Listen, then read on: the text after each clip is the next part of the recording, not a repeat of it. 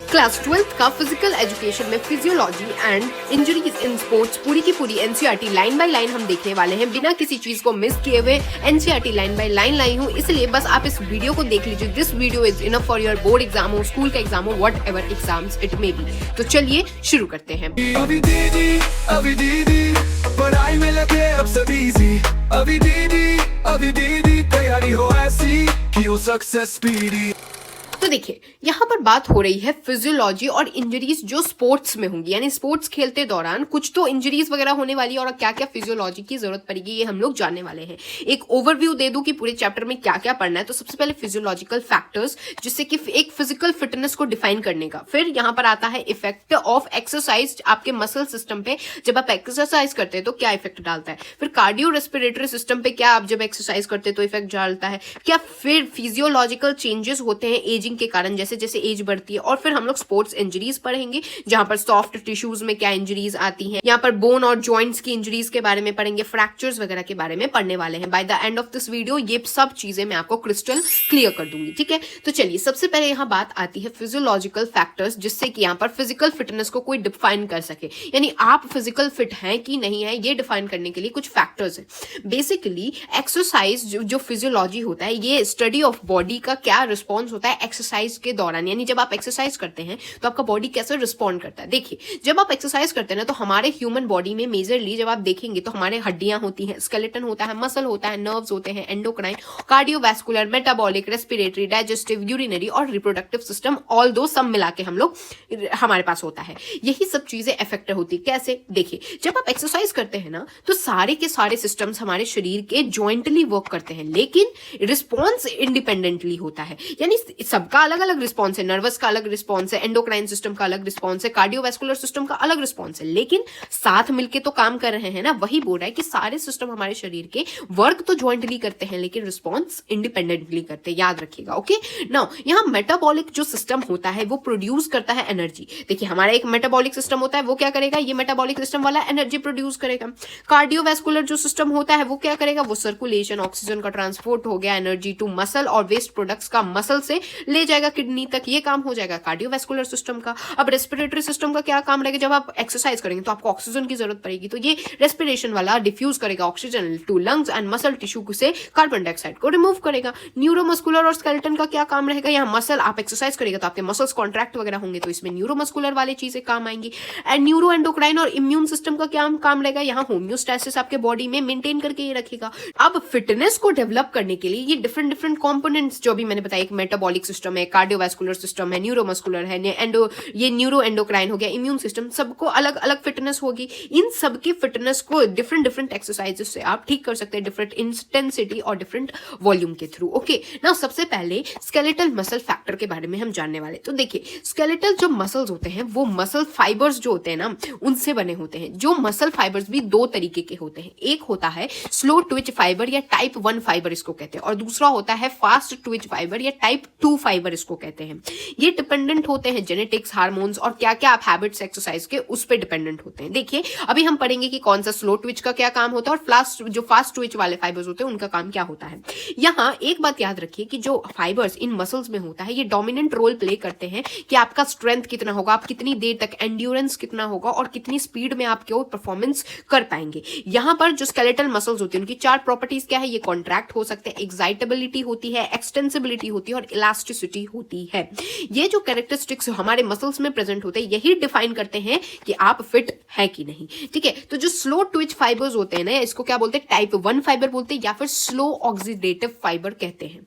जैसा नाम कह रहा है स्लो ऑक्सीडेटिव फाइबर, यानी इसमें क्या होता है ना, large number of oxidative enzymes present होते हैं, इनमें ज्यादा कैपिलरीज प्रेजेंट होती है, मायोग्लोबिन्स का कंसंट्रेशन इसमें ज्यादा होता है। मायोग्लोबिन्स एक बायो की टर्म है, बायो वाले जानते होंगे, बट आपको बस इतना याद रखना है, स्लो ट्विच वाले में कैपिलरीज ज्यादा होती है, ऑक्सीडेटिव एंजाइम्स प्रेजेंट होते हैं और मायोग्लोबिन्स की कंसंट्रेशन ज्यादा होती है और माइटोकॉन्ड्रियल एंजाइम ज्यादा होता है। अब आप कोई भी स्टूडेंट हो आपको ये पता होगा mitochondria is the power house of the cell. तो इसमें क्योंकि माइटोकॉन्ड्रियल एंजाइम्स ज्यादा है यहाँ पर, इसका मतलब पावर हाउस ज्यादा होगा, कुछ तो होगा, इसमें पावर ज्यादा होने वाला है। यानी कि ये जो होता है ना, प्रमोट करता है aerobic activity, resistance against fatigue, यानी थकने नहीं देगा आपको, और इसमें ज्यादा कैपिलरीज प्रेजेंट प्रेजेंट होती है तो कैपिलरीज ज्यादा प्रेजेंट होंगी, तो ये रेड आपको देखने को मिलेंगे और इनमें greater supply of blood present होता है। इनका कॉन्ट्रैक्ट करने का रेट बहुत लो होता है और ये कॉन्ट्रैक्ट कर सकते हैं लॉन्गर ड्यूरेशन के लिए बिना थके, बिना फटीग किए, ठीक है। यहां पर ये प्रोड्यूस करते हैं लार्ज अमाउंट ऑफ एनर्जी, लेकिन धीरे धीरे, स्लोली, जैसा नाम कह रहा है स्लो ट्विच है तो स्लोली ही लेकिन बहुत large amount of energy produce करते हैं। स्लो ट्विच फाइबर के हेल्प से आप लॉन्ग डिस्टेंस रनिंग हो गया, स्विमिंग हो गया, साइकिलिंग वगैरह में यही काम आता है। जबकि जो फास्ट ट्विच फाइबर्स होते हैं जिनको टाइप 2 फाइबर्स या फिर फास्ट ग्लाइकोलाइटिक फाइबर्स कहते हैं, तो जैसा नाम कह रहा है ग्लाइकोलाइटिक फाइबर्स, तो इसमें ग्लाइकोलाइटिक एंजाइम्स प्रेजेंट होते हैं जो कि एनारोबिक एक्टिविटी, एरोबिक की इसमें देखिए, इसमें लिखा था एरोबिक एक्टिविटी, इसमें एनारोबिक लिखा है, मतलब क्या है, एरोबिक एक्टिविटी होती है ऑक्सीजन के प्रेजेंट में, एनारोबिक एक्टिविटी होती है एनारोबिक, यानी कि ना एनारोबिक में ऑक्सीजन प्रेजेंट नहीं होता है, ऑक्सीजन के एब्सेंस में जो होती है उसको कहते हैं। इसमें क्या होता है ना, फास्ट ट्विच फाइबर्स में ये छोटे अमाउंट ऑफ माइटोकॉन्ड्रिया प्रेजेंट होता है। यहां पर क्या था, माइटोकॉन्ड्रियल एंजाइम्स प्रेजेंट थे, लेकिन यहां पर छोटे, बहुत कम माइटोकॉन्ड्रिया देखने को मिलेगा, इसीलिए ये लिमिट होते हैं एरोबिक कैपेसिटी के लिए। और इनमें लो फटीग रेजिस्टेंट होता है, यानी जल्दी थक जाएंगे, ब्लड सप्लाई की जरूरत नहीं पड़ती है एनर्जी के लिए। तो यहां पर क्या था, कैपिलरीज प्रेजेंट थी, लेकिन यहां कैपिलरीज नहीं प्रेजेंट है, तो कैपिलरीज नहीं प्रेजेंट है तो इनका कलर क्या हो जाएगा, लाइट। यहां पर इनकी कॉन्ट्रैक्शन की रेट ज्यादा होती है, जबकि यहां पर कॉन्ट्रैक्शन रेट लो थी, है ना, यहां कॉन्ट्रैक्शन रेट ज्यादा होती है और ज्यादा एनर्जी ये कंज्यूम करता है और प्रोड्यूस करता है छोटा एनर्जी लेकिन क्विकली। यानी अगर इसको क्विकली चीज कराइएगा ना, ये क्विकली वाले फास्ट ट्विच नाम ही है, यानी कि ये small amount of energy he produce करता है लेकिन क्विकली करेगा। जबकि यहां क्या है, ये large amount of energy produce करता था लेकिन स्लोली करता था। ओके, नाउ इसमें क्या क्या यूज हो जाएगा, जंप्स करना है, थ्रो करना है, स्प्रिंट करना है, तो इसमें क्या है, आपको क्विकली चीजों को करना है और आपको छोटा सा एनर्जी की जरूरत पड़ेगी। जबकि जब long distance running, swimming, cycling वगैरह हो गया तो आपको स्लो ट्विच, यानी कि आपको ऐसा नहीं कि भाई ये पूरा आपको इतनी देर स्विमिंग करनी है, यहां तक आपने पूरा दम लगा दिया, उसके बाद आपकी एनर्जी ही नहीं बची। तो इसमें क्या होता है, स्लो ट्विच फाइबर्स का काम आएगा, बिकॉज यहां तक आपको पूरा आपको रास्ता तय करना है, तो यहां क्या होगा, एनर्जी बहुत ज्यादा आपको जरूरत पड़ेगी और स्लोली आप चीजों को करेंगे। जबकि एक ही बार तो आपको जंप करना है, एक ही बार तो थ्रो करना है, एक ही बार तो स्प्रिंट करना है, तो आप क्या करेंगे, एक ही बार small amount of energy generate कराएंगे लेकिन क्विकली कराएंगे। अब आपको फास्ट ट्विच और स्लो ट्विच में डिफरेंस पता चल गया है। अब फाइबर मसल्स एक डोमिनेंट रोल प्ले करते हैं स्पोर्ट्स परफॉर्मेंस में। रेगुलर ट्रेनिंग से आप ये जो स्लो और फास्ट ट्विच फाइबर्स है ना, इनको चेंज कर सकते हैं। यहाँ पर वेरिएशन होती है कौन से टाइप ऑफ फाइबर जहां एथलीट पार्टिसिपेट करते हैं, जैसे जो स्प्रिंटर्स होते हैं इनमें टाइप 2 फाइबर्स ज्यादा होंगे, बिकॉज स्प्रिंटिंग में आपको टाइप 2 फाइबर्स की जरूरत पड़ती है ना। और यहाँ पर वाइल एंडोरेंस वाले जो एथलीट्स होते हैं इनको टाइप 1 फाइबर ज्यादा जरूरत पड़ेगी और कम टाइप 2 फाइबर्स की जरूरत पड़ेगी। तो ये डिपेंड करता है कि आप कौन सी गेम में पार्टिसिपेट कर रहे हैं। द अमाउंट ऑफ फोर्स जो जनरेट होती है मसल्स के कॉन्ट्रैक्शन के दौरान वो डिपेंड करती है कि कितने नंबर और कितने type of motor units, length क्या है मसल की, नेचर क्या है न्यूरल स्टिमुलेशन का, और कितने मोटर यूनिट्स और कॉन्ट्रैक्टाइल हिस्ट्री है उस मसल की। तो इसी से फिर आपका फाइनल फोर्स जनरेट होता है। तो ये आपका एक डू यू नो बॉक्स दे रखा है कि कौन से स्पोर्ट्स, देखिए यहाँ पर जब लॉन्ग डिस्टेंस वाले लोग होंगे, लॉन्ग डिस्टेंस में क्या होता है, यहाँ पर आपको ज्यादा दूर तक जाना है तो स्लो ट्विच फाइबर की जरूरत पड़ती है। तो आप देखिएगा लॉन्ग डिस्टेंस जो रनर्स होते हैं उनमें slow Twitch fibre 70 to 80% present होता है, लेकिन 20 से 30% ही यहाँ पर फास्ट ट्विच प्रेजेंट रहता है, बिकॉज इनको फास्ट ट्विच की जरूरत ही नहीं है, इनको दूर तक रास्ते तय करना है, धीरे धीरे रास्ते ये तय करेंगे। स्प्रिंटर्स क्या हो गए, इनको एक ही बार बहुत सारी चीजें चाहिए, इनको अगर कम भी एनर्जी मिले लेकिन एक ही बार इनको चाहिए, तो ये क्या है 70 to 75% फास्ट ट्विच प्रेजेंट रहता है। और वही जो नॉन एथलीट्स जो इन दोनों में से कोई नहीं है तो इक्वल ही दोनों में प्रेजेंट होता है। अब आती है एनर्जी प्रोडक्शन का फैक्टर क्या है। सेलुलर रेस्पिरेशन के दौरान इस प्रोसेस में एटीपी यानी एड्रेनोसाइन ट्राइफॉस्फेट जो होता है ये फॉर्म होता है फूड से ही एटीपी की फॉर्मेशन होती है और ATP is the energy currency जिससे आपको एनर्जी मिलती है। मेन सोर्स ऑफ एनर्जी क्या है, कार्बोहाइड्रेट, प्रोटीन एंड फैट्स। इनमें से जो कार्बोहाइड्रेट है वो इंस्टेंट एनर्जी देगा, जबकि फैट जो है वो ज्यादा एनर्जी देता है as compare to carbohydrates and protein, लेकिन इंस्टेंट नहीं देता है। और हायर इंटेंसिटी जो एरोबिक एक्टिविटी की होती है requires carbohydrate in the form of glucose और ग्लाइकोजन, एक तरीके से फ्यूल के रूप में ये काम करता है। तो याद रखिएगा हायर इंटेंसिटी की जब एरोबिक एक्टिविटी करनी होती है तो कार्बोहाइड्रेट्स, ग्लूकोज और ग्लाइकोजन के फॉर्म में जरूरी होता है। तो क्या आप जानते हैं कि मेटाबॉलिज्म, एनाबॉलिज्म और कैटाबॉलिज्म क्या होता है? यहाँ पर थोड़ी सी एनसीईआरटी ने उल्टी पुल्टी कर दी है, मॉलिक्यूल्स यहाँ नहीं आएगा, कॉम्प्लेक्स मॉलिक्यूल्स यहाँ आएगा, और ये कैटाबॉलिज्म जो है ना ये मेन हेडिंग्स है, ठीक है। तो देखिए सबसे पहले एक मेटाबॉलिज्म जो होता है ये प्रोसेस होता है एक ओवरऑल ट्रांसफॉर्मेशन हो एनर्जी की हमारे शरीर के अंदर। एनाबॉलिज्म और कैटाबॉलिज्म में क्या डिफरेंस है? कैटाबॉलिज्म काट रहा है, यानी कि बेसिकली यहाँ फूड का ब्रेक डाउन होता है, फूड जैसे आपने खाया तो इसको छोटे छोटे टुकड़ों में काट के ब्रेक डाउन करके ये एनर्जी को स्टोर कर लेगा। जबकि एनाबॉलिज्म में क्या होता है, यहाँ पर सिंपल मॉलिक्यूल्स कंबाइन करते हैं जिससे कॉम्प्लेक्स मॉलिक्यूल्स को बना सके। तो आपको मेटाबॉलिज्म, एनाबॉलिज्म और कैटाबॉलिज्म अब समझ आ गया होगा।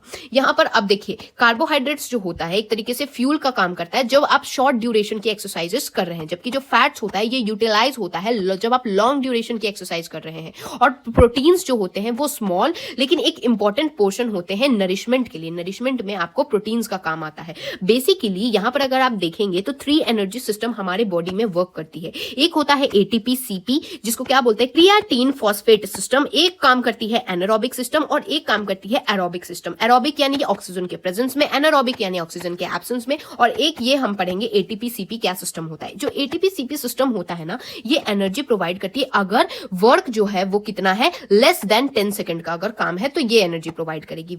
जैसे कि क्या हो गया, डायनेमिक इन नेचर होता है, छोटे समय के लिए होगा और बहुत इंटेंसिव हो गया, जैसे जंप्स हो गए, थ्रोज हो गए, स्प्रिंट्स हो गए, वेट लिफ्टिंग हो गया, पावर लिफ्टिंग वगैरह होता है, उसमें ये करता है। लेस देन 10 सेकंड का काम है। आपको वेट लिफ्टिंग में क्या होता है, बस 10 सेकंड उठाया फिर वो छोड़ देते हैं, तो इसमें क्या काम आएगा, एटीपी सीपी जो सिस्टम है वो काम आएगा। अगर आप देखेंगे एनारोबिक सिस्टम, एनारोबिक यानी विदाउट ऑक्सीजन के काम हो रही है, इसमें क्या होता है, लेस देन 2 मिनट्स का यहाँ पर वो देता है। जैसे 200 मीटर की रेस हो रही है, 400 मीटर की रेस हो रही है, उसमें होता है।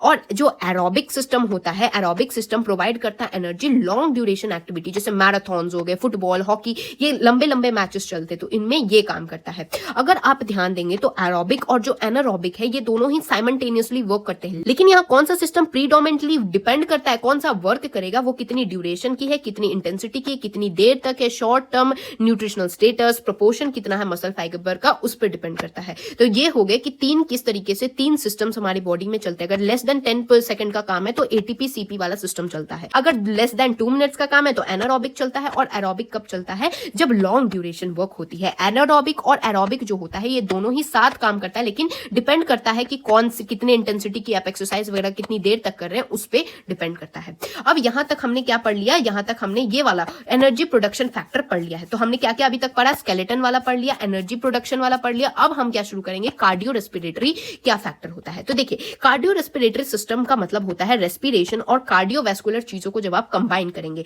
दोनों ज्वाइंटली वर्क करेगा, जिससे कि क्या होगा, ऑक्सीजन का ट्रांसपोर्ट होगा सेल तक, और फिर यहां पर जिससे मेटाबॉलिज्म, जहां न्यूट्रिएंट्स की डिलीवरी हो गई, यहां पर एनर्जी प्रोवाइड करना न्यूरोमस्कुलर सिस्टम को और न्यूरो एंडोक्राइन सिस्टम को एनर्जी देने में किसका काम आता है, साथ में काम करते हैं रेस्पिरेशन वाले और कार्डियोवैस्कुलर वाले सिस्टम काम करते हैं। अगर आप देखेंगे तो एक्सरसाइज के दौरान एनर्जी की डिमांड बढ़ जाती है, इंक्रीज हो जाती है, और इसी डिमांड को मेंटेन करने के लिए ऑक्सीजन तो आपको चाहिए ही होगा, अप्रोप्रिएट वॉल्यूम में भी चाहिए होगा, है ना। तो ये डिमांड ऑफ एनर्जी डिपेंड करती है कि आप कितने इंटेंसिटी का, कितने ड्यूरेशन का, कौन से टाइप की आप एक्टिविटी कर रहे हैं। टू मैच द सेम, आपको जितने ड्यूरेशन का कितने आप कर रहे हैं, आपको एनर्जी तो चाहिए, जितनी एनर्जी चाहिए उसके लिए क्या करेगा रेस्पिरेटरी सिस्टम, पल्मोनरी वेलिएशन हो गया, एक्सटर्नल रेस्पिरेशन हो गया, इंटरनल रेस्पिरेशन हो गया, ये सारे वर्क टुगेदर करते हैं जिससे आपको जितनी एनर्जी चाहिए भाई मिले, आपको कोई दिक्कत नहीं होनी चाहिए। इसमें जो कार्डियोवैस्कुलर रिस्पॉन्स होता है, इसमें क्या होता है, ये डायरेक्टली प्रोपोर्शनल होता है कितना डिमांड है स्केलेटन मसल को ऑक्सीजन का। यानी अगर ऑक्सीजन की डिमांड ज्यादा होगी स्केलेटन मसल का तो कार्डियोवैस्कुलर रिस्पॉन्स बढ़ जाएगा, आप जल्दी जल्दी सांस लेने लगेंगे, और अगर कम जरूरत होगी तो आप नॉर्मल सांस लेंगे। यहां पर एक और बात लिखी है कि maximal oxygen composition, volume of oxygen maximum, जैसे blood pressure, blood volume, oxygen diffusion, extraction, muscle, arterial blood flow, ये सारे साइमल्टेनियसली इंक्रीज हो जाते हैं जैसे ही आप एक्टिविटी करते हैं। जैसे अगर आप बहुत ही हाई वाला इंटेंसिटी का कोई एक्टिविटी करेंगे तो आपका ब्लड प्रेशर बढ़ जाता है, ब्लड वॉल्यूम बढ़ जाता है, ऑक्सीजन डिफ्यूजन जल्दी जल्दी होता है, आपका मसल का एक्सट्रैक्शन, आर्टेरियल ब्लड वगैरह सब बढ़ जाते हैं। तो आपको खुद ही वो तो समझ आ गया। और क्या आप जानते हैं कि जिन गेम्स में एटीपी सीपी क्या है, यहाँ पर लेस देन जो 10 सेकंड वाला काम रहता है, तो यहाँ क्या लिखा है, जहां जिन गेम्स में लेस देन 10 सेकंड वाला काम होता है और एनारोबिक सिस्टम जहां वर्क करता है वो प्रोड्यूस करता है एनर्जी स्ट्रेंथ ट्रेनिंग के लिए। स्ट्रोक वॉल्यूम, द वॉल्यूम जो ब्लड पंप करता है left ventricle of the heart each systolic cardial contraction में, इसको क्या बोलते हैं, स्ट्रोक वॉल्यूम कहते हैं, is vital parameter as far as cardiovascular system is concern. तो वाइटल क्या है, स्ट्रोक वॉल्यूम है एक कार्डियोवैस्कुलर सिस्टम के अंदर। यहां पर अब एक और बात आती है कि फिजिकल फिटनेस कंपोनेंट्स क्या हैं जिससे हम डिटरमाइन कर पाए एक फिजियोलॉजिकल बेसिकली फैक्टर से कैसे हम लोग एक फिजिकल फिटनेस को हम डिटरमाइन कर सकते हैं, ये जानते हैं। तो देयर आर 4 थिंग्स मेंशन्ड। ये सबसे पहले आपकी क्या स्ट्रेंथ है, कितनी देर तक आप एंड्योरेंस मतलब कितनी देर तक है, स्पीड किस स्पीड से आप कर रहे हैं और कितनी फ्लेक्सिबिलिटी के साथ कर रहे हैं। अब जो भी ये 4 चीजें हमने मेंशन की, अभी हम वही सब पढ़ेंगे और चलिए एक एक करके अभी पढ़ने वाले। सबसे पहले बात करते हैं स्ट्रेंथ की।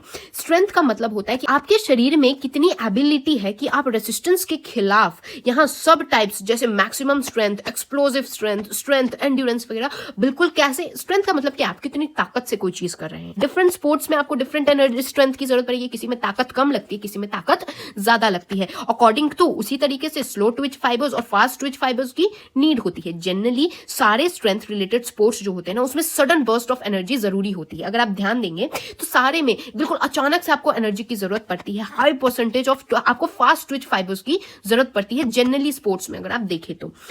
यहाँ गेम्स जैसे वेट लिफ्टिंग, जंप्स, स्प्रिंट्स और जो पावर वाली होती हैं, स्ट्रेंथ डोमिनेटिंग जो स्पोर्ट्स होती हैं, जहां फोर्स प्रोडक्शन ज्यादा चाहिए होता है और फटीग क्विक होता है, तो फास्ट ट्विच फाइबर्स ज्यादा होनी चाहिए मसल्स में। तो फास्ट ट्विच फाइबर्स ऑब्वियसली आपका जहां स्ट्रेंथ वाला ज्यादा काम है वहां होगा। अब क्या आप जानते हैं, यहाँ पर बात आती है एक अर्जुना अवार्ड, पद्मश्री अवार्ड और राजीव गांधी खेल रत्न जीतने वाली एक रेसिपेंट नेम्ड कुंजरानी देवी, जो कि बॉर्न हुई थी 1 मार्च 1968 में। ये बहुत ही अच्छी वेट लिफ्टिंग स्पोर्ट्स वुमेन है। आप यहाँ फोटो देख सकते हैं। इनको कौन कौन से अवार्ड मिला है ये यहाँ गिवन है। चलिए, तो सबसे पहला हमने कर लिया स्ट्रेंथ के बारे में। अब जानते हैं एंडोरेंस। एंडोरेंस मतलब कि आपके शरीर की एबिलिटी कि आप कितनी लॉन्गर पीरियड तक कोई काम बिना थके कर सकते हैं, बिना फटीग के कर सकते हैं।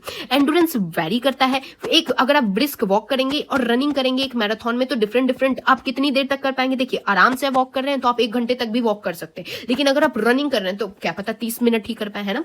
भाई यहाँ हर एक्टिविटी की इंटेंसिटी और ड्यूरेशन यानी कितनी देर तक आप कर रहे हैं डिफरेंट होता है, लेकिन इसमें एक थिंग कॉमन आती है सारी एक्टिविटीज में कि long duration and low fatigue activity, यानी ज्यादा देर तक करना है और थकना कम है ना। एक्टिविटीज जैसे साइकिलिंग, स्विमिंग और जो लॉन्ग ड्यूरेशन लंबे समय तक जो एक्टिविटीज चलती है, इसमें ये एंडोरेंस कंपोनेंट के अंडर ही आती है। यहाँ स्लो ट्विच फाइबर्स को आपको ज्यादा चाहिए होता है, बिकॉज आपको ज्यादा देर तक टिके रहना है ना। तो स्लो ट्विच फाइबर आपको ज्यादा चाहिए होगा as compare to fast twitch वाले। फास्ट ट्विच वाले तो स्ट्रेंथ वालों को चाहिए होता है, क्योंकि इनको एक ही बार वेट लिफ्ट करना है, फिर तो इनको नीचे फेंक देना है। इसको एक ही साथ बिल्कुल धक्के से इनको अपनी ताकत चाहिए, तो ये क्या करेंगे, फास्ट ट्विच वाले करेंगे। लेकिन जो इनको देरी तक लॉन्ग ड्यूरेशन तक एक्टिविटी को करना है, तो इसमें क्या फास्ट ट्विच की जगह स्लो ट्विच फाइबर्स की जरूरत पड़ती है। एरोबिक सिस्टम यहाँ एनर्जी प्रोवाइड करता है एंडोरेंस ट्रेनिंग में, और मैक्सिमम जो ऑक्सीजन कॉम्पोजिशन होता है, वेंटिलेशन कैपेसिटी हो गया, और ये एक डोमिनेंट रोल प्ले करता है एंडोरेंस ट्रेनिंग में कि आप कितनी देर तक आपकी शरीर काम कर सकती है। नेक्स्ट बात आती है स्पीड, यानी आप कितनी तेजी से कोई काम कर सकते हैं, यानी कि कितने शॉर्टेस्ट पीरियड में कितना आप मैक्सिमम डिस्टेंस कवर कर सकते हैं। यहाँ इन स्पीड ट्रेनिंग परसेंटेज आपको क्या चाहिए होती है, फास्ट ट्विच फाइबर्स ज्यादा चाहिए होती है। क्या होता है स्पीड में, क्या 100 मीटर की रेस होती है, रोलर स्केटिंग वगैरह, जहां पर आपको मूवमेंट करना है जितना कम से कम समय हो सके, जितनी जल्दी आप फिनिश लाइन तक पहुंच जाए। यहाँ एक वाइटल फिजियोलॉजिकल फैक्टर होता है जिससे कि best speed performance in motor neuron stimulation देता है। यहाँ पर द ब्रेन जो है ना, वो मैसेज भेजता है मसल को और कहता है भाई जल्दी जल्दी करो, रेस जीतना है। और इसी एनर्जी डिमांड को मेंटेन करने के लिए कौन सा सिस्टम वर्क करता है, एटीपी सीपी वाला सिस्टम वर्क करता है। स्पीड में ये सिस्टम वर्क करता है। नाउ क्या आप जानते हैं कि जो 100 मीटर का स्प्रिंट रेस होता है, द करंट जो मेन का वर्ल्ड रिकॉर्ड है वो कितने सेकंड्स का है, 9.58 सेकंड्स का है, जो जमाइका के उज़ैन बोल्ट ने। तो जमाइका जगह का नाम है, उज़ैन बोल्ट प्लेयर का नाम है। तो ये मेन का 2009 में जो है ना, इन्होंने सेट किया है 9.58 सेकंड्स में 100 मीटर का स्प्रिंट रेस में। और वुमेन्स में अगर आप देखेंगे तो 10.49 सेकंड की अमेरिकन फ्लोरेंस ग्रिफिथ्स जॉयनर जो है, उन्होंने 1988 में अभी तक जो 1988 में जो किया है ना, ये रिकॉर्ड अभी तक अनब्रोकन है। अभी तक कितनी वुमेन ने इसको ब्रेक नहीं किया है। ओके, तो ये एक डू यू नो चीज है, क्वेश्चंस पूछे जा सकते हैं। अब एक लास्ट थिंग आती है, दैट इज फ्लेक्सिबिलिटी। फ्लेक्सिबिलिटी यानी कि आपके मसल्स और जो टेंडन्स हैं उनकी लेनदेन, और मतलब फ्लेक्सिबिलिटी क्या है कि आप कितना भी खींच तीर कर लीजिए वो टूटे ना, डैमेज ना हो। तो यही है कि आपके मसल्स और टेंडन्स में कितनी एबिलिटी है कि आप उसको बिना डैमेज किए लेनदेन कर सकते हैं। एक्टिविटीज जैसे योगा, ये सब में आपको फ्लेक्सिबिलिटी चाहिए होती है। या फिजियोलॉजिकल फैक्टर जैसे इलास्टिसिटी होगी, किसी चीज को एक्सटेंड करने की एक्सटेंडिबिलिटी हो गई मसल्स की, टाइप्स ऑफ जॉइंट्स हो गए, होमोथर्मिक टेम्परेचर, ये सारी चीजें की डिटर्मिनेंट्स होती है कि आप कितने फ्लेक्सिबल हैं। जितनी ज्यादा इलास्टिसिटी होगी उतना ज्यादा आप फ्लेक्सिबल होंगे, जितना ज्यादा आप एक्सटेंड कर पाएंगे अपने मसल को उतना ज्यादा फ्लेक्सिबल होंगे ना। मसल्स, टेंडन्स और जो लिगामेंट्स होते हैं ना, ये की कंपोनेंट होते हैं, कोई फ्लेक्सिबल है कि नहीं है। या मसल ग्रुप जैसे कि एगोनिस्ट हो गए, एंटागोनिस्ट हो गए, तो एगोनिस्ट क्या है? एगोनिस्ट वो मसल होते हैं जो कॉन्ट्रैक्ट करते हैं जिससे कोई एक्शन परफॉर्म हो।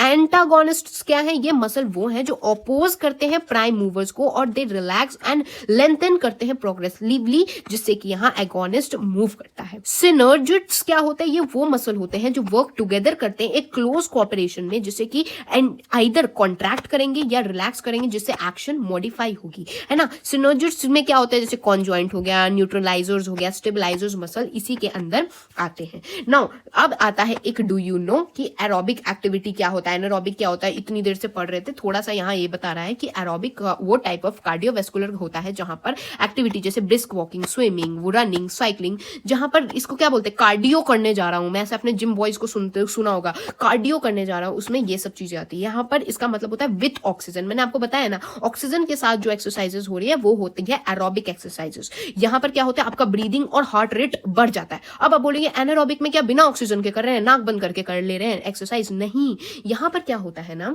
कि आप चलिए एक्सरसाइज कर रहे हैं, लेकिन इतनी ज्यादा हाई इंटेंसिटी की एक्सरसाइज कर रहे हैं, short length with high intensity है कि यहाँ पर आपको जितना ऑक्सीजन चाहिए उतना ऑक्सीजन कहां से शरीर लाए भाई? आपकी नाक की 2 ही छेद है, उसी से तो ऑक्सीजन जाएगा, और कितना ऑक्सीजन लाएगा? तो इसमें क्या हो जाता है ना, ग्लूकोज का ब्रेकडाउन होने लगता है बिना ऑक्सीजन के ही, और जब बिना ऑक्सीजन के ग्लूकोज का ब्रेकडाउन होता है तो इसी को एनारोबिक एक्सरसाइजेस कहते हैं।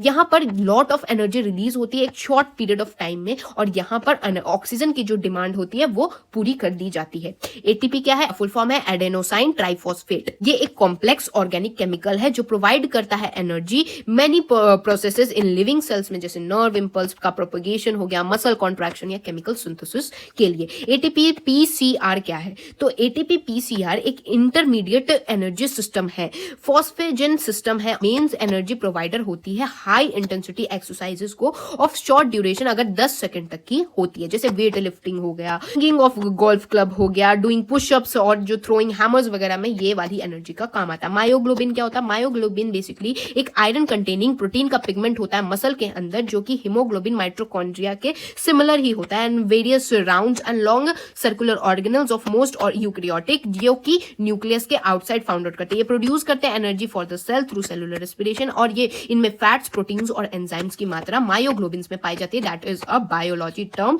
ये बस यहाँ गिवन था तो मैंने आपको समझा दिया। अब हम पढ़ेंगे किस तरीके से मस्कुलर सिस्टम पे आपकी एक्सरसाइज इफेक्ट करती है। यहाँ पर जब आप एक्सरसाइज करते हैं तो मसल का कॉन्ट्रैक्ट, रिलैक्स वगैरह होता है लॉन्ग या फिर शॉर्ट ड्यूरेशन के लिए, डिपेंड करता है आप कौन से फिजिकल एक्टिविटी कर रहे हैं। तो इफेक्ट्स क्या होते हैं एक्सरसाइजेस का मस्कुलर सिस्टम पे? एक होता है शॉर्ट टर्म और एक होता है लॉन्ग टर्म।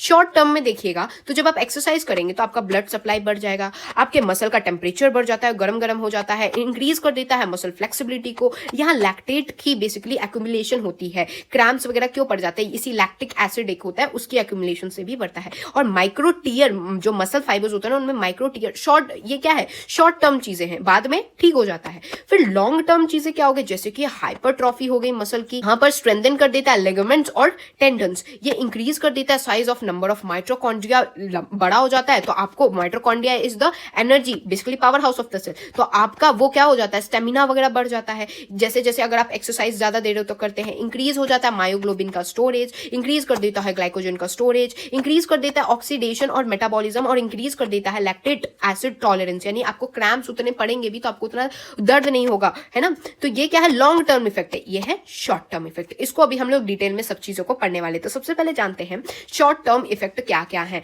तो शॉर्ट टर्म इफेक्ट में सबसे पहले आता है ब्लड सप्लाई इंक्रीज हो जाता है। जब आप एक्सरसाइज करते हैं तो आपको जितनी डिमांड्स चाहिए, आपको उतना फ्यूल भी तो चाहिए। अगर आपको गाड़ी चलाना है तो उतना पेट्रोल तो डलवाना पड़ेगा, और यहाँ पेट्रोल क्या है? आपको बेसिकली एनर्जी चाहिए ना उस चीज के लिए। उसी चीज के लिए basically concentration of blood increase हो जाता है पूरे शरीर के अंदर एक पर्टिकुलर मसल ग्रुप में अंदर, जहां ये एक्टिविटी लार्जली इंपैक्ट करिए। जैसे अगर आप दौड़ रहे हैं तो आपके थाइज मसल पे इंपैक्ट करिए तो वहां पर ये चीजें बढ़ जाएंगी। अगर आप हाथ वाला कोई काम कर रहे हैं तो हाथ वाली जगह पे होंगी। यहाँ फिर नेक्स्ट पार्ट आता है कि आप इंक्रीज मसल का टेम्परेचर बढ़ जाता है। क्या होता है? ड्यूरिंग एक्सरसाइज मसल का एनर्जी डिमांड बढ़ जाता है, कॉन्ट्रैक्टिंग मसल से आता है, तो during the process a lot of heat यहाँ जनरेट होती है, जिससे कि टेम्परेचर बढ़ जाती है मसल का और यहाँ तक कि बॉडी की भी टेम्परेचर आपको बढ़ी हुई दिखने को मिलेगी। नाउ यहाँ आती है इंक्रीज मस्कुलर फ्लेक्सिबिलिटी, यानी मसल में फ्लेक्सिबिलिटी बढ़ जाती है। जैसे ब्लड फ्लो बढ़ता है, टेम्परेचर में राइज होता है, तो इलास्टिसिटी जो हमारे मसल की होती है ना वो भी बढ़ जाती है।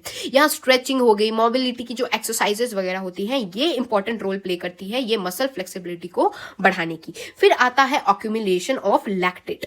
यहाँ पर मसल को ऑक्सीजन की जरूरत होती है। अगर ब्लड ऑक्सीजन उतना प्रोवाइड नहीं कर रहा है जितनी वॉल्यूम ऑफ ऑक्सीजन जरूरत है, जिससे कि लैक्टिक एसिड का यहाँ एक्यूमुलेशन हो जाता है, जिससे आपको पेन होती है। बिल्कुल अचानक से अगर आप कोई एक्सरसाइज वगैरह कर लेंगे ना तो आपको पेन वगैरह शुरू हो जाती है, क्रैम्प्स पड़ जाते हैं, सोरनेस हो जाती है मसल के अंदर। तो ये किसके कारण होती है? लैक्टिक एसिड की एक्यूमुलेशन, बिकॉज आपको जितनी ऑक्सीजन चाहिए उतनी ऑक्सीजन नहीं सप्लाई हो पा रही है, जिसके कारण ये लैक्टिक एसिड फॉर्मेशन हो जाती है, जो शॉर्ट ड्यूरेशन ऑफ टाइम के लिए रहती है, बाद में ठीक हो जाती है। तो माइक्रो टीयर्स हो जाते हैं मसल फाइबर में। क्या होता है, एक्सरसाइज के दौरान या मसल टिश्यूज जो होते हैं ना वो स्ट्रेस में चले जाते हैं, जिससे कि माइक्रो टीयर्स, छोटे छोटे टीयर्स मसल फाइबर में हो जाते हैं। ये बॉडी जो होती है वो रिस्पॉन्ड करती है बाय रिपेयरिंग इन मसल फाइबर्स को, और इनको बड़ा कर देती है, लार्ज कर देती है। छोटे छोटे टीयर्स लग गए हैं, हमारा बॉडी उसको रिपेयर करके और ठीक करके बड़ा कर देती है मसल फाइबर्स को। और ये मसल फाइबर्स जब बड़े हो जाते हैं तो इसी जो प्रोसेस होता है ना, इसको क्या बोलते हैं? हाइपरट्रॉफी कहते हैं। तो हाइपरट्रॉफी इज द प्रोसेस जहां पर जब आपको छोटे माइक्रो टीयर्स मसल फाइबर्स में हो जाते हैं तो हमारी बॉडी रिस्पॉन्ड करके इनको रिपेयर कर देती है मसल फाइबर्स को, और इन्हीं मसल फाइबर्स को और बड़ा कर देती है, और यही जो बड़ा हुआ इसी प्रोसेस को हाइपरट्रॉफी कहते हैं। तो ये हो गई एक आपका चार्ट या एनसीईआरटी मेंशन करती है। अब हम long term effect muscular system पे क्या पड़ता है जब आप एक्सरसाइज करते हैं। तो सबसे पहला आता है हाइपरट्रॉफी ऑफ मसल, या साइंटिफिक और जो सिस्टमैटिक एक्सरसाइज जब आप करते हैं, बिल्कुल साइंटिफिक तरीके से अच्छे से एक्सरसाइज करेंगे तो यहाँ आपके मसल फाइबर की थिकनेस बढ़ जाती है, जिससे क्या होता है? मसल साइज बढ़ जाता है, जिसको क्या बोलते हैं? मसल हाइपरट्रॉफी बोलते हैं। तो ये जो मसल का साइज बढ़, सबकी बॉडी बन जाती है ना बिल्कुल ऐसे, तो वो क्या हो जाती है? इसी के कारण होती है, क्योंकि वो सिस्टमैटिक तरीके से रोज जिम जा रहे हैं, तो इससे क्या हो रहा है? मसल की साइज बढ़ रही है। फिर नेक्स्ट आता है increase in the strength of ligaments on tendons. जैसे जैसे अगर आप 1 साल से जिम कर रहे हैं तो ये सब क्या होता है? रेगुलर एक्सरसाइज से आपका बोन्स, लिगामेंट्स और टेंडन्स स्ट्रेंथन हो जाते हैं। ये आपको इंजरीज वगैरह से प्रिवेंट करते हैं और आपकी परफॉर्मेंस इंक्रीज करते हैं। ऑब्वियसली आप एक्सरसाइज करेंगे तो आपकी परफॉर्मेंस इंक्रीज होगी। Increase in the size and the number of mitochondria. Mitochondria is the power house of the cell. तो अगर साइज और नंबर माइटोकॉन्ड्रिया की बढ़ेगी, यानी कि आपको आपकी स्टेमिना बढ़ रही है। यानी एरोबिक एक्सरसाइजेस में क्या होता है? आपकी साइज और नंबर माइटोकॉन्ड्रिया की बढ़ते जाती है, जिससे कि आप मोर ऑक्सीजन ले सकते हैं, ज्यादा एटीपी बनाएंगे, ज्यादा एनर्जी प्रोड्यूस होगा, तो आप ज्यादा देर तक कोई काम करेंगे, यानी आपकी स्टेमिना बढ़ गई। फिर नेक्स्ट आता है इंक्रीज इन द मायोग्लोबिन का स्टोरेज। लॉन्ग टर्म इफेक्ट क्या होता है एरोबिक एक्सरसाइजेस का? यहाँ पर मायोग्लोबिन का स्टोरेज बढ़ जाता है, जिससे कि यहाँ पर जो ऑक्सीजन ट्रांसपोर्ट करता है माइटोकॉन्ड्रिया तक, तो माइटोकॉन्ड्रिया तक ऑक्सीजन ट्रांसपोर्ट करने वाला मायोग्लोबिन ही जब बढ़ गया तो ज्यादा ऑक्सीजन ट्रांसपोर्ट होगा माइटोकॉन्ड्रिया को, और ऑब्वियसली यहाँ पर अभी हमने पढ़ा कि माइटोकॉन्ड्रिया भी बढ़ गया तो ऑब्वियसली आपको एनर्जी ज्यादा प्रोड्यूस होगी, और ज्यादा अमाउंट ऑफ मायोग्लोबिन का मतलब क्या? ज्यादा ऑक्सीजन पहुंच रहा है, इसलिए ज्यादा अमाउंट ऑफ एनर्जी प्रोड्यूस होगी। इंक्रीज इन द ग्लाइकोजन का स्टोरेज। ग्लाइकोजन का मतलब बेसिकली क्या होता है ना, ये जनरली मसल्स में स्टोर होता है और लिवर में स्टोर होता है। जैसे जैसे आप एक्सरसाइज करते जाते हैं यहाँ पर आपका ग्लाइकोजन का स्टोरेज बढ़ते जाता है, जिससे कि यहाँ पर आप कंटिन्यूअसली एनर्जी वो आपको देता है, 90 से 120 मिनट की कंटिन्यूअस एनर्जी देता है। ठीक है, फिर नेक्स्ट आता है इंक्रीज इन ऑक्सीडेशन और मेटाबॉलिज्म। तो देखिए क्या होता है ऑक्सीडेशन और मेटाबॉलिज्म में इंक्रीज। तो इंड्योरेंस एक्सरसाइज ट्रेनिंग से क्या होता है, यहाँ स्केलेटन मसल की कैपेसिटी बढ़ जाती है, यहाँ fat oxidation by increasing mitochondrial density बढ़ जाती है। जैसे आप लॉन्ग टर्म एक्सरसाइज करते हैं तो अ लॉट ऑफ एनर्जी का डिमांड आता है, तो इसी डिमांड को मीट करने के लिए मेटाबॉलिज्म आपका बढ़ जाता है। टू ऑक्सीडाइज दिस फैट, जो आपका फैट जमा था, अब वो फैट क्या होगा? ये जमा था, अब आपको एनर्जी की जरूरत पड़ी तो यही फैट टूट के आपको एनर्जी दे देगा, तो इससे क्या होगा? आपको एनर्जी मिल जाएगी। तो ये क्या है? मेटाबॉलिज्म है ऑक्सीडेशन से। फिर नेक्स्ट आता है increase in the lactate acid tolerance. जैसे आप रेगुलर एक्सरसाइज करते हैं तो आपको उतने क्रैम्प्स वगैरह नहीं पड़ेंगे। जैसे पिछले वाले में जो ये आपको मैंने शॉर्ट ड्यूरेशन वाला में बताया, तो इसमें क्या हो रहा था? अक्यूमुलेट हो जा रहा है लैक्टिक एसिड, तो आपको पेन क्रैम्प्स वगैरह पड़ जा रहे थे। लेकिन अगर आप रोज ये एक्सरसाइज करते हैं तो आपको लैक्टिक एसिड टॉलरेंट हो जाएंगे, आपको उतना पेन वेन नहीं होगा, आपको सोरनेस नहीं होगी मसल में, लैक्टिक एसिड अक्यूमुलेट होगा उसके बाद भी। तो यहां तक हो गया किस तरीके से यहाँ बेसिकली हमने पढ़ा है कैसे शॉर्ट टर्म और लॉन्ग टर्म में मसल सिस्टम पे एक्सरसाइज इफेक्ट करता है। अब हम जानेंगे कार्डियो रेस्पिरेटरी सिस्टम पे क्या होता है। तो कार्डियो रेस्पिरेटरी में मैंने बताया ना, एक कार्डियोवैस्कुलर सिस्टम होता है, एक रेस्पिरेटरी सिस्टम होता है, इनमें दो को कंबाइन करके हमने कार्डियो रेस्पिरेटरी सिस्टम बताया है। तो जो सबसे पहले कार्डियोवैस्कुलर पढ़ेंगे, फिर रेस्पिरेटरी सिस्टम पढ़ेंगे। देखिए कार्डियोवैस्कुलर सिस्टम में 3 पार्ट्स प्रेजेंट होते हैं, हार्ट, ब्लड वेसल्स और ब्लड प्रेजेंट होते हैं। यहाँ पर इनका मेन काम क्या होता है? ऑक्सीजन और जो न्यूट्रिएंट्स की जरूरत होती है वो पहुंचाना, और वहां से जो कार्बन डाइऑक्साइड गंदी चीजें बनी, ये मेटाबॉलिक जो वेस्ट है, इनको निकाल देना। तो ट्रांसपोर्ट हार्मोन्स हो गए, मॉलिक्यूल्स वगैरह का, और थर्मो रेगुलेशन को सपोर्ट करना, हमारे बॉडी के फ्लूइड को बैलेंस करना, जिससे कि यहाँ पर बेसिकली रेगुलेट हो पाए इम्यून के फंक्शन में। और रेस्पिरेटरी वाले का क्या है, सांस लेने का क्या काम है, नोज हो गया, नेजल कैविटी हो गया, फेरेंस, लैरिंग्स, ट्रैकिया, ब्रोंकाई, लंग्स वगैरह होते हैं। इनमें क्या होता है, हवा एंटर करेगी रेस्पिरेटरी सिस्टम के थ्रू, ओरल कैविटी के थ्रू, और इसका मेन फंक्शन क्या होगा, हवा को लंग्स तक पहुंचाना। लंग्स में कार्बन डाइऑक्साइड ऑक्सीजन का एक्सचेंज होता है ब्लड और एयर के बीच में, और फिर यहाँ ब्लड के पीएच को रेगुलेट करके रखता है। तो यही दोनों मिलकर बनाते हैं कार्डियो रेस्पिरेटरी सिस्टम। अब जब आप एक्सरसाइज करते हैं तो शॉर्ट टर्म इफेक्ट इस पे भी पड़ता है, लॉन्ग टर्म इफेक्ट भी पड़ता है। शॉर्ट टर्म इफेक्ट क्या होता है, जब आप एक्सरसाइज करेंगे तो आपका हार्ट रेट बढ़ जाता है, आपका ब्लड सर्कुलेशन बढ़ जाता है, आपका ब्लड फ्लो बढ़ जाता है, आपका ब्लड प्रेशर बढ़ जाता है, स्ट्रोक वॉल्यूम बढ़ जाता है, कार्डियक आउटपुट बढ़ जाता है, आपका दिल की धड़कन तेज हो जाती है। वही जब लॉन्ग टर्म इफेक्ट क्या होता है, जैसे जैसे अगर आप रोज ही एक्सरसाइज कर रहे हैं, खुद को फिट रख रहे हैं, तो इससे क्या होगा, आपका हार्ट ये सबका साइज और स्ट्रेंथ बढ़ जाता है, आपका बॉडी का वॉल्यूम बढ़ जाता है, ब्लड का वॉल्यूम आपका बढ़ जाता है। लो लेवल ऑफ लैक्टिक एसिड अब उतना एक्यूमुलेट नहीं होता है आपके अंदर।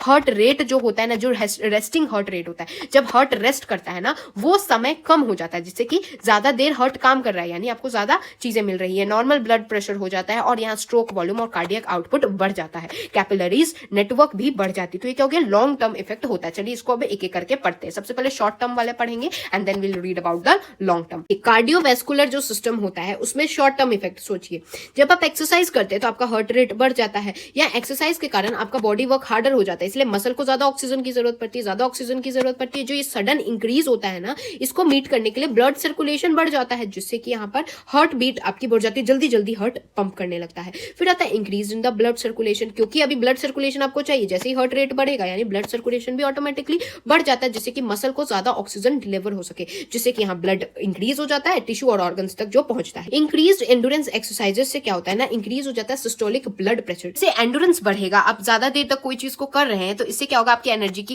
एक्सरसाइज करने की इंटेंसिटी भी बढ़ जाती है। ये जो इंक्रीज सिस्टोलिक ब्लड प्रेशर होता है ना, बिकॉज ऑफ द इंक्रीज आपका जो कार्डियक आउटपुट बढ़ाना उसी के कारण होता है, जिस यहाँ पर क्या होता है, रेट ऑफ वर्क भी फिर आपका बढ़ जाता है। फिर आता है इंक्रीज स्ट्रोक वॉल्यूम, तो इसमें क्या होता है ना, volume of the blood pump during एक बीट में जितना वॉल्यूम आपके ब्लड को पंप कर रहा है हार्ट, उसको बोलते हैं स्ट्रोक वॉल्यूम। ड्यूरिंग एक्सरसाइजेस ये स्ट्रोक वॉल्यूम बढ़ जाता है, क्योंकि मोर ऑक्सीजन यहाँ जरूरत होती है। There is accomplished by delivering blood to the muscles. Capacity of the heart जो होता है ना, जो ब्लड पंप करने की कैपेसिटी एक बार में बढ़ जाती है, 20 से 50% बढ़ जाती है।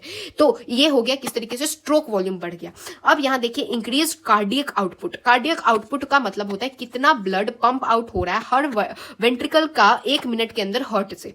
तो ये बेसिकली प्रोडक्ट होता है हार्ट रेट और स्ट्रोक वॉल्यूम का। तो स्ट्रोक वॉल्यूम और हार्ट रेट को जब आप इंटू करेंगे तो आपको कार्डियक आउटपुट मिलता है। इसका मतलब हर वेंट्रिकल से 1 मिनट में कितना amount of blood pump out हो रहा है। Resting cardiac output is approximately 5 litre per minute basically, अगर आप देखेंगे, और ये डिफरेंट हो सकता है अकॉर्डिंग टू द कितना वो साइज है, पर्सन का कितना साइज है। मैक्सिमम कार्डियक आउटपुट वेरी करता है, less than 20 litre per minute in sedentary individual to 40 और मोर लीटर पर मिनट अगर आप एलाइट एंड्योरेंस वाले एथलीट्स का देखेंगे। तो एथलीट्स वाले को 40 होता है लीटर पर मिनट, और नॉर्मल अगर आप देखेंगे तो 20 लीटर पर मिनट होता है नॉर्मल वाले का। और यहाँ पर जैसे हार्ट रेट, स्ट्रोक वॉल्यूम वगैरह बढ़ता है तो आपका कार्डियक आउटपुट भी बढ़ जाता है। तो ये क्या शॉर्ट टर्म होगी। लॉन्ग टर्म चीजें देखेंगे तो आप जब एक्सरसाइज रोज रोज कर रहे हैं तो इससे क्या होता है, आपकी साइज और स्ट्रेंथ हार्ट की बढ़ जाती है। या कंटिन्यूअसली आप एरोबिक एक्सरसाइजेस कर रहे हैं तो आपका स्ट्रेंथ और ये जो हार्ट का साइज है ये बेटर परफॉर्मेंस देगा। इसी को कहते हैं कार्डियक हाइपरट्रॉफी। देखिए हाइपरट्रॉफी एक तो मैंने आपको मसल वाला बताया था, मसल हाइपरट्रॉफी में क्या हो रहा था, मसल्स बढ़ जा रहे थे, लेकिन यहाँ क्या है, हार्ट अब बड़ा हो जा रहा है because you are doing exercises. तो ये क्या, कार्डियक हाइपरट्रॉफी। ना low level of accumulation of lactic acid, यानी लैक्टिक एसिड अब उतना नहीं फॉर्म हो रहा है। क्या होता है, एनारोबिक रेस्पिरेशन में ये प्रोसेस होता है जब ग्लूकोज को बिना ऑक्सीजन के प्रेजेंस में कन्वर्ट किया जाता है एनर्जी के अंदर। तो इस कन्वर्जन के दौरान लैक्टिक एसिड का प्रोडक्शन होता है जो कि एक वेस्ट प्रोडक्ट होता है, जिससे क्या होता है, आपको क्रैम्प्स वगैरह पड़ जाते हैं। तो ये जो लैक्टिक एसिड हो जाता है वो मसल को पेनफुल और टायर्ड फील कराता है। जब आप रेगुलर एक्सरसाइजेस करते हैं तो इस मसल को एडजस्ट हो जाता है ये चीजों से, और ये लोअर लेवल ऑफ ऑक्सीजन पे भी अपना काम कर लेता है। अब सर्कुलेटरी सिस्टम भी डेवलप हो जाता है कि इतना ऑक्सीजन हम ट्रांसपोर्ट कर पाए डिफरेंट पार्ट्स ऑफ बॉडी पर, इसीलिए कम लैक्टिक एसिड का फॉर्मेशन होता है, तो आपको कम ये दर्द वगैरह, पेन वगैरह नहीं होगा। Now decrease in the heart का जो रेस्टिंग स्टेट होता है, यहाँ पर हार्ट की एफिशिएंसी बढ़ गई है, जिससे कि इसको कम ब्लड को पंप करना पड़ेगा बॉडी की डिमांड्स को फुलफिल करने के लिए, जिससे क्या होगा, ये जो हार्ट बार बार धड़कता है ना, ये डिक्रीज हो जाएगा। इसी को कहते हैं ब्रैडिया। तो ब्रेडिकार्डिया याद रखिएगा, इसमें क्या होता है, जो हमारा हार्ट होता है ये लेस ब्लड इसको पंप करना पड़ेगा बॉडी के डिमांड को फुलफिल करने के लिए, जिससे कि क्या होता है, ये जो हार्ट रेट है वो एट रेस्ट डिक्रीज हो जाता है। फिर नॉर्मल ब्लड प्रेशर क्या हो गया, इसका मतलब कि एंड्योरेंस ट्रेनिंग से आप क्या कर सकते हैं, अपने सिस्टोलिक और डायस्टोलिक जो ब्लड प्रेशर है, रेगुलर एक्सरसाइजेस को एक तरीके से अपना ब्लड प्रेशर नॉर्मल रख सकते हैं, कंट्रोल में रख सकते हैं। Increase in the stroke volume और कार्डियक आउटपुट। स्ट्रोक वॉल्यूम मैंने समझा दिया, कार्डियक आउटपुट आपको समझा दिया। सिंस यहाँ पर आपका, क्योंकि मैंने आपको बताया जब आप रोज एक्सरसाइजेस करेंगे तो आपका क्या होता है, साइज और स्ट्रेंथ हार्ट का बढ़ जाता है। इसका मतलब वो हार्ट ज्यादा ब्लड पंप करेगा, ज्यादा ब्लड को पंप करेगा, यानी स्ट्रोक वॉल्यूम बढ़ जाएगा, तो ऑब्वियसली कार्डियक आउटपुट भी बढ़ जाएगा। Increase in the capillaries network. देखिए, ऑक्सीजन की डिमांड ज्यादा होगी तो डिमांड को फुलफिल करने के लिए कैपिलरीज की नेटवर्क को तो बढ़ाना ही पड़ेगा। अब यहाँ पर due to the demands place on different parts of body during exercise, the capillary density at a muscle site improve कर जाती है। ये जो इंक्रीज कैपिलरी डेंसिटी होती है ना, इससे ज्यादा ऑक्सीजन ट्रांसपोर्ट होता है मसल को, जिससे कि यहाँ एबिलिटी हो जाती है कि आप इंटेंस एक्सरसाइज भी कर सकते हैं। मोरओवर एक्सरसाइज आपको प्रिवेंट करता है ये कैपिलरी फंक्शन को, जैसे धीरे धीरे डिक्लाइन होते जाता है, that happens with age. Age के साथ धीरे धीरे डिक्लाइन होते जाता है, लेकिन अगर आप एक्सरसाइज करेंगे तो वो डिक्लाइनिंग को रोकता है। ठीक है, तो कार्डियक आउटपुट क्या होता है, ml पर मिनट में नापा जाता है। इसमें बेसिकली एक होता है हार्ट रेट, एक होता है स्ट्रोक वॉल्यूम। क्या आप जानते हैं कि मोस्ट वीन्स जो होती हैं, देखिए वीन्स नसें क्या होती हैं, आपके अगर हाथ पे भी आपने देखी होगी तो ग्रीन नसें आपको दिखती होंगी, ग्रीन कलर की। तो इसको हमने क्या ना इंडिकेट किया है कि वीन्स हमेशा, नसें हमेशा गंदी खून ले जाती है। लेकिन यहाँ एक एक्सेप्शन आता है जहाँ पल्मोनरी और जो एम्बिकल वीन्स होती है, एक्सेप्शन होता है जहां पर ऑक्सीजनेटेड ब्लड को ये लोग कैरी करते हैं हार्ट तक। तो समझे आप, यहाँ पर एक बस याद रखिएगा, नसों का मतलब हमेशा हम लोग सोचते हैं नस हमेशा गंदा खून ले जाता है, बट यहाँ दो सब जगह ले जाता है, बस दो एक्सेप्शन है, एक पल्मोनरी और एक एम्बिकल वीन्स में ये एक्सेप्शन होता है।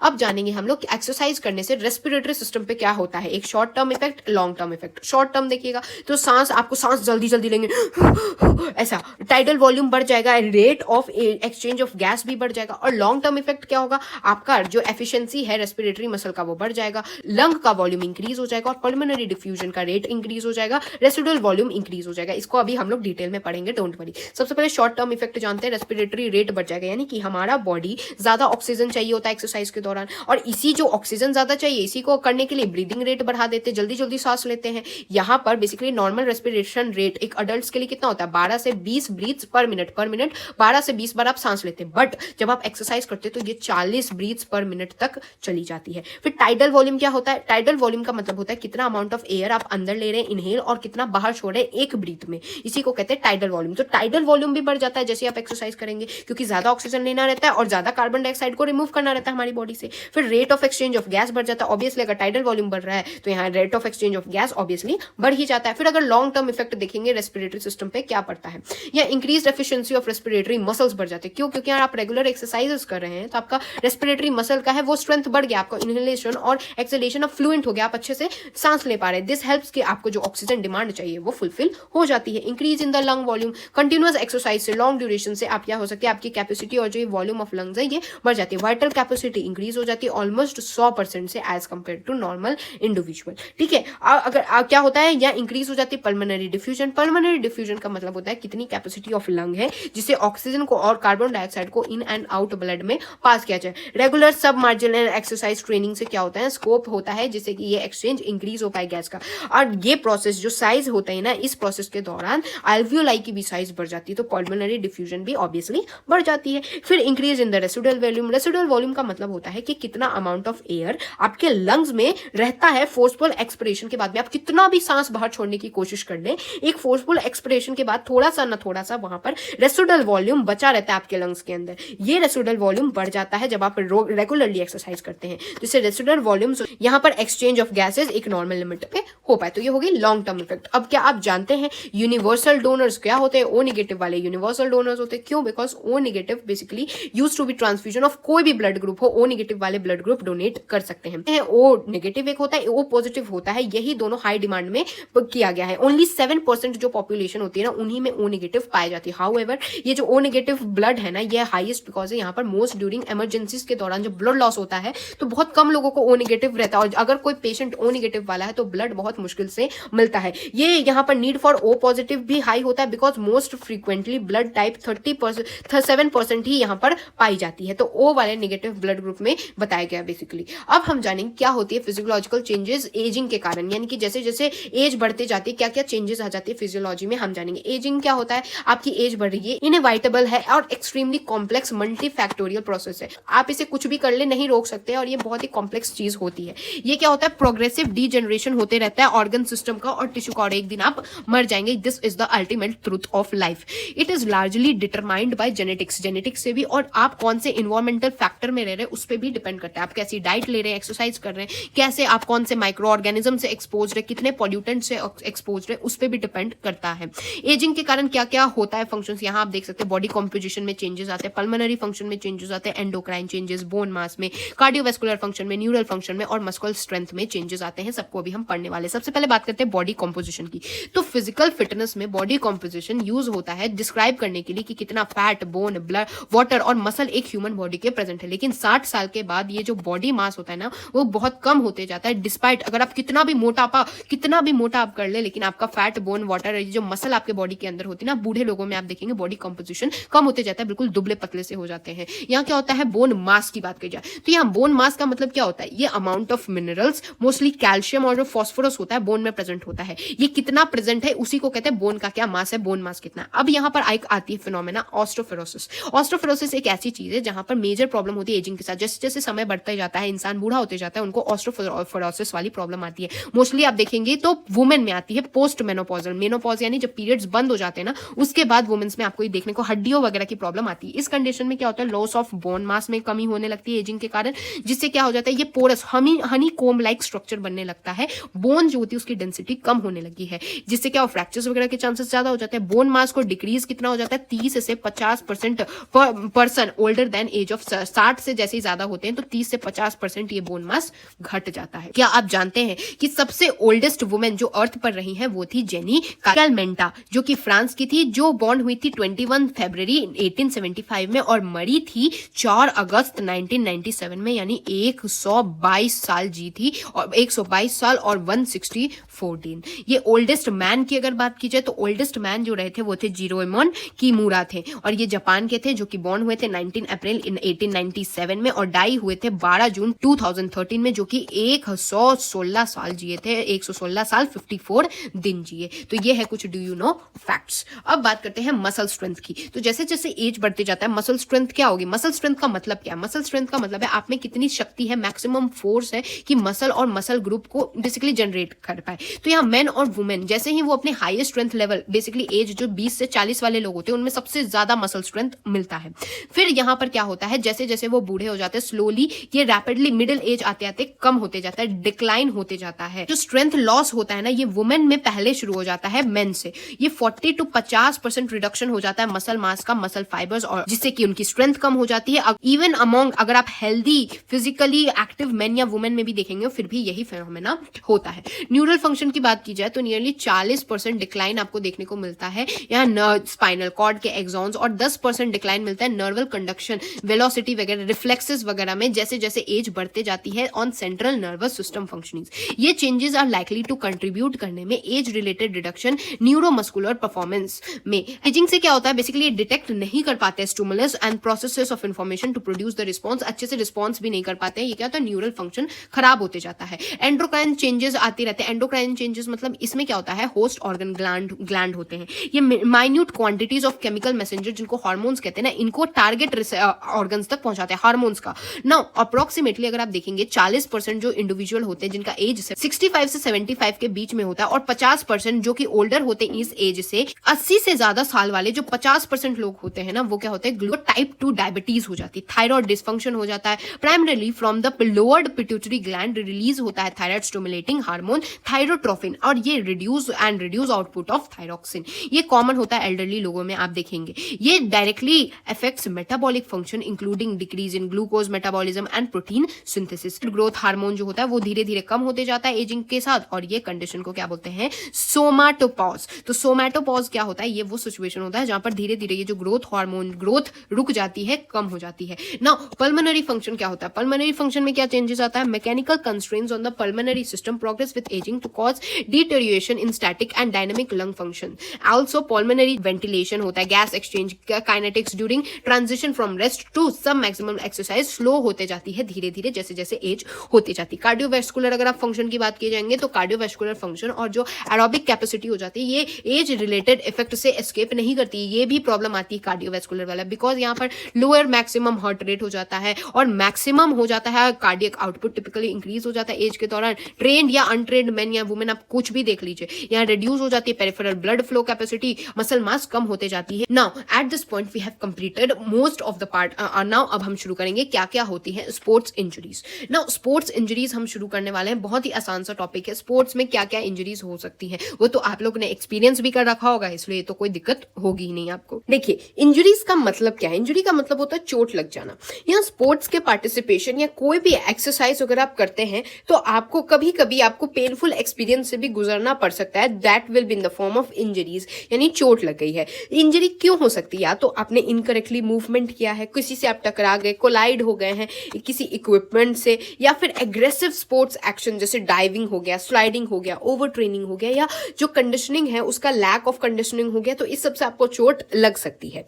यहाँ पर all these injury are cause due to different reasons but not be of the same time, यानी डिफरेंट रीजन से यहाँ इंजरीज कॉज होती है, लेकिन अलग अलग चोटें भी अलग अलग तरह की होती हैं, जो कि अभी हम देखने वाले हैं। Which means they may need different remedies, यानी अलग अलग अगर चोटें हैं यानी अलग अलग उपाय भी, आपको रेमेडीज भी लगाना पड़ेगा। तो इंजरी इन स्पोर्ट्स और एक्सरसाइज रेफर्स की फिजिकल डैमेज, आपके टिश्यू, बोन या किसी ऑर्गन का आपके शरीर पे कहीं पर भी डैमेज फिजिकल हुआ है जिससे आप आगे पार्टिसिपेट नहीं कर पाएंगे, और एक पेन आपको एक्सपीरियंस होगा जब भी आप कोई मूवमेंट या एक्शन परफॉर्म करेंगे। तो एक डेफिनेशन अगर देखा जाए तो एथलेटिक इंजरी को कहा जाता है सम फिजिकल डैमेज या इंसल्ट जो हमारे बॉडी पे हो ड्यूरिंग एक एथलेटिक प्रैक्टिस या किसी कंपटीशन के दौरान, कॉजिंग, जिससे क्या हो रहा है आपका रिजल्टेंट आपकी कैपेसिटी लूज हो जा रही है और आप इंपेयरिंग परफॉर्मेंस, अच्छा परफॉर्म नहीं कर पा रहे।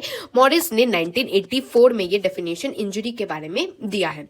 यहाँ पर एक स्पोर्ट्स इंजरी को एक डैमेज भी आप कह सकते हैं, can be defined as a damage tissue पे बॉडी के या किसी मसल पे आपके बॉडी पे दैट अकर्स ड्यू टू आप कोई स्पोर्ट्स या एक्सरसाइज कर रहे हैं। तो ये किन्होंने बोला, IOC मैनुअल जो स्पोर्ट्स इंजरी की 2012 की है, उन्होंने ये वाला डेफिनेशन दिया। तो देयर आर टू डेफिनेशन, बहुत आसान है। यहाँ स्पोर्ट्स इंजरी को may be defined as a stress या over stretch put on a soft tissue, हमारे बॉडी में टिश्यूज प्रेजेंट होते हैं, इस सॉफ्ट टिश्यू पे कोई स्ट्रेस या ओवर स्ट्रेच लगती है तो वो टूट जाती है या चोट, वही उसी को तो हम लोग स्पोर्ट्स इंजरी कहते हैं, है ना।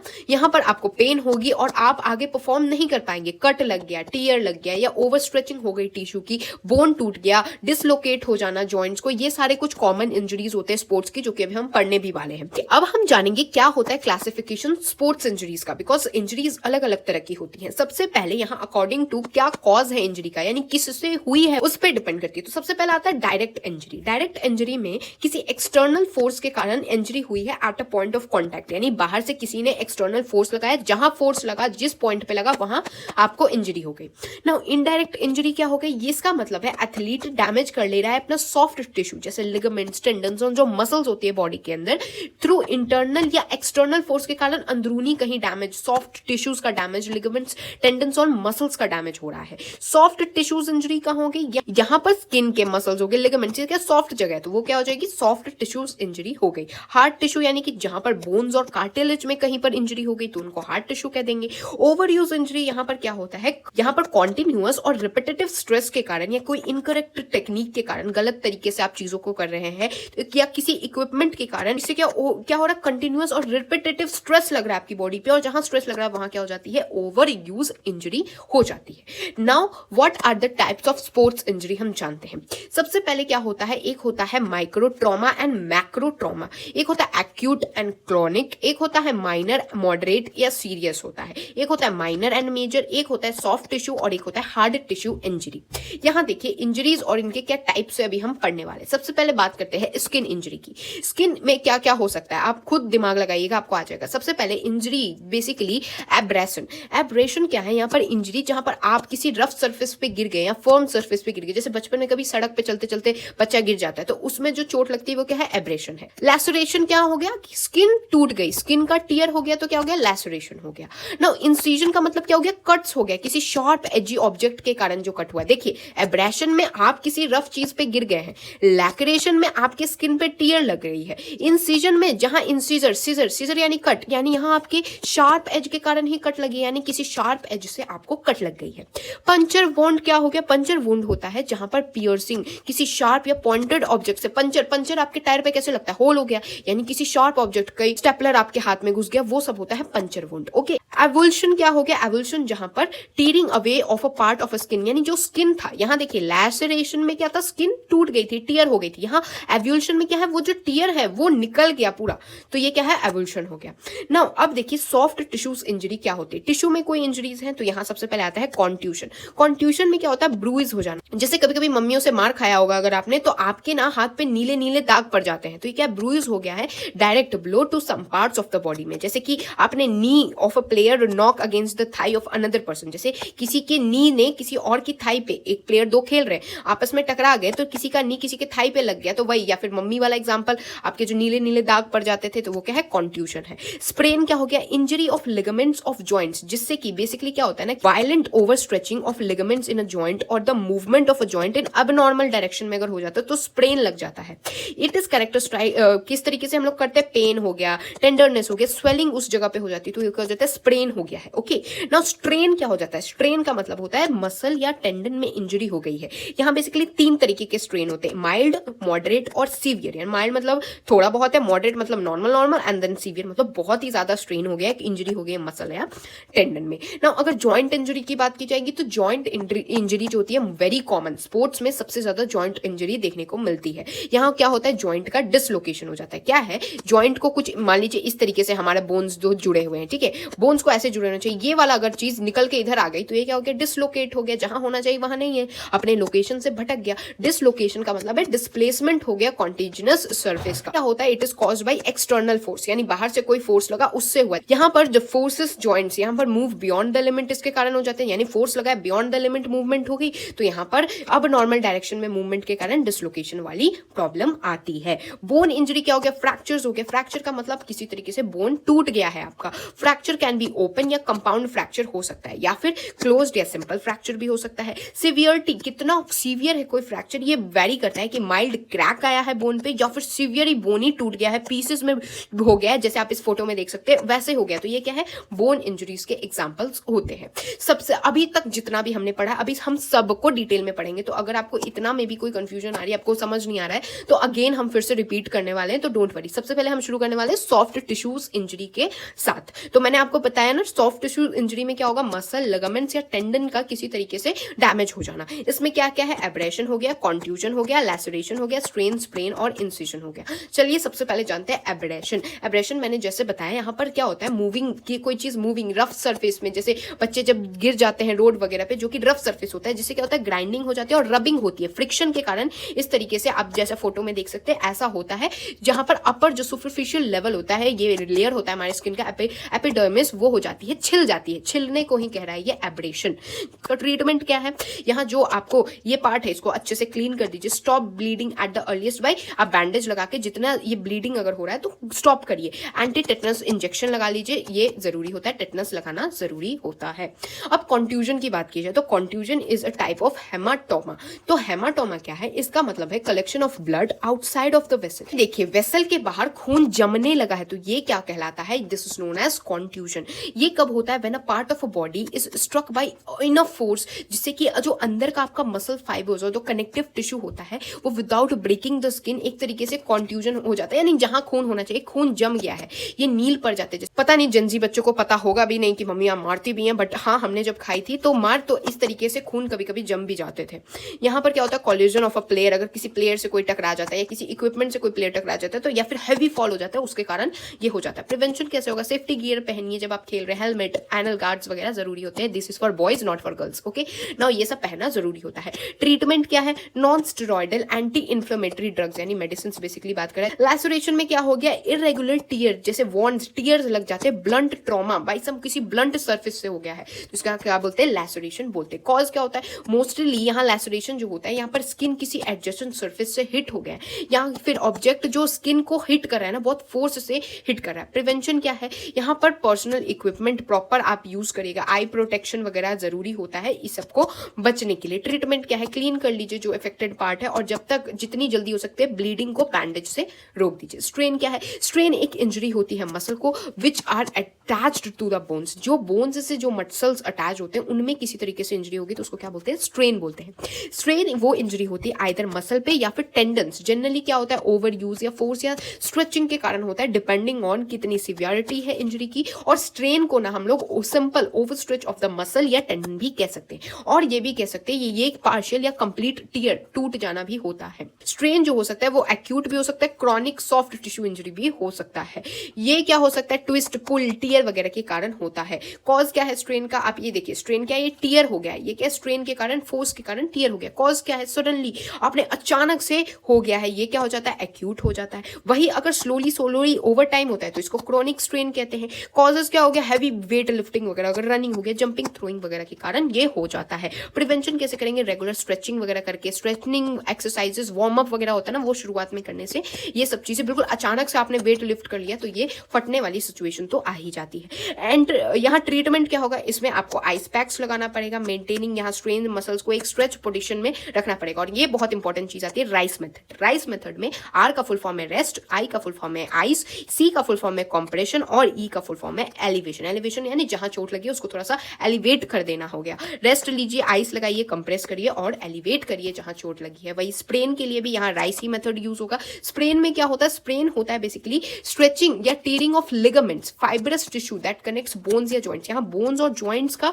टूट जा रहा है। स्प्रेन क्यों होता है, यहाँ पर होता है ओवर एक्सटेंडेड या tear of ligaments while stretching on a joint. ये मोस्ट होता है आपके एंकल्स में, आपको देखने को मिलेगा कि इसका कारण वही है, over extends of tears and ligaments while severely straining on the joint. बिल्कुल देख सकते हैं आप कैसे मुड़ गया पैर, तो उसके कारण होता है। प्रिवेंशन कैसे करेंगे, यहाँ रेगुलर स्ट्रेचिंग और स्ट्रेंथनिंग एक्सरसाइजेस से होगी। ट्रीटमेंट वही राइस वाली, आर मतलब रेस्ट, आई मतलब आइस, सी मतलब कंप्रेशन और ई मतलब जहां चोट लगी है थोड़ा सा एलिवेट कर देना है। इंसिजन मतलब छोटे मोटे जो कट्स लग जाते हैं एक्सपोज्ड अंडरलाइंग टिश्यू पे, बोन या ऑर्गन पे, उनको कहेंगे इंसिजन। कॉज क्या है, ये हो सकता है क्लीन शार्प एज ऑब्जेक्ट्स जैसे नाइफ, रेजर या ग्लास स्प्लिंटर से भी हो सकता है। प्रिवेंट कैसे करेंगे, यहाँ पर area should be free from the sharp edges, यानी कि इसको किसी भी चीज को आपको कटने से रोकना है तो उससे दूर रहना पड़ेगा आपको।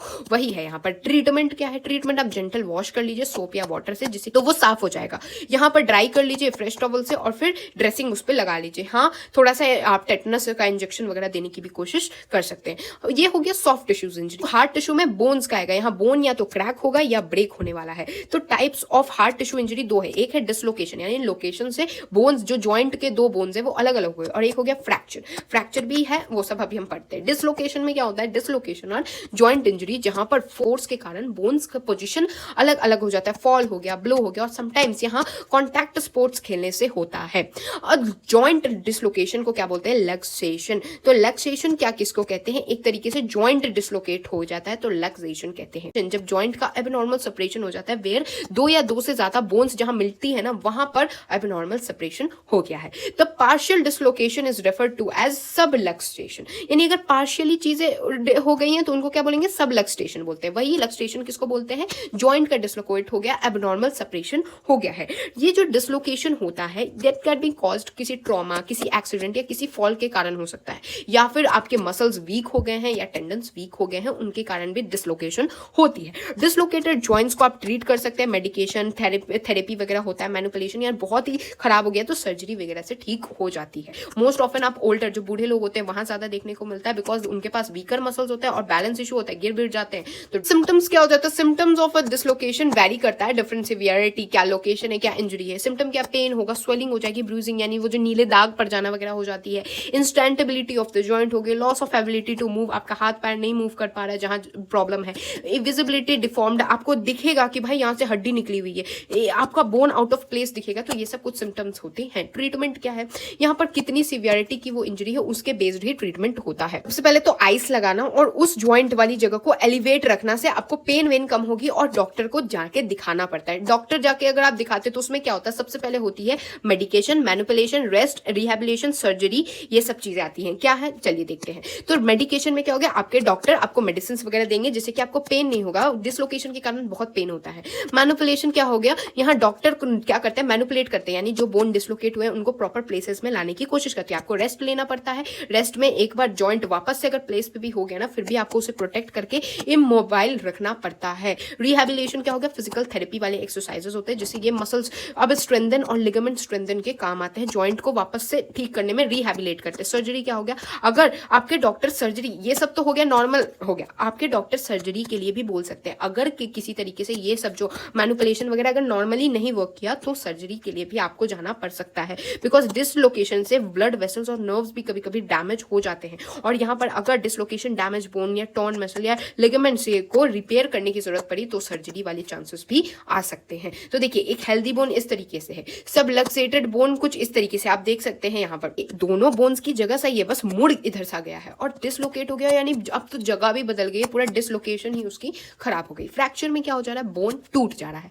फ्रैक्चर क्या होता है, डायरेक्ट इम्पैक्ट हो गया, जैसे सीवियर टैकल हो गया, आप गिर गए अचानक से, उसके कारण फ्रैक्चर्स हो जाते हैं। स्ट्रेस फ्रैक्चर्स क्या होते हैं, ओवर टाइम डेवलप होते हैं, यहाँ पर कॉज्ड बाय ओवर यूज भी होता है। तो स्ट्रेस फ्रैक्चर होता है ना, वो may occur because of over use of injuries या failure to the inadequate equipments to protect the body. क्यों होता है, आप खुद सोचिए, फ्रैक्चर क्यों होता है, जब इंक्रीजिंग अमाउंट ऑफ इंटेंसिटी या एक्टिविटी बहुत क्विकली होती है तो फ्रैक्चर हो जाता है। प्रिवेंट कैसे करेंगे, लो इंपैक्ट एक्टिविटीज को एक्सरसाइज में लाएंगे, जिससे कि रेपिटेटिव स्ट्रेस एक जगह पे नहीं पड़ेगी। ट्रीटमेंट कैसे करेंगे, रेस्ट, कोल्ड आइस पैक वगैरह लगाएंगे, कोल्ड कंप्रेशन होगा, आइस जिस इंजर्ड एरिया पे वहां लगाएंगे, एंटी इंफ्लेमेटरी आप मेडिसिन वगैरह यूज कर सकते हैं, और ये रिकवरी में 6 से 8 हफ्ते तो लग ही जाते हैं।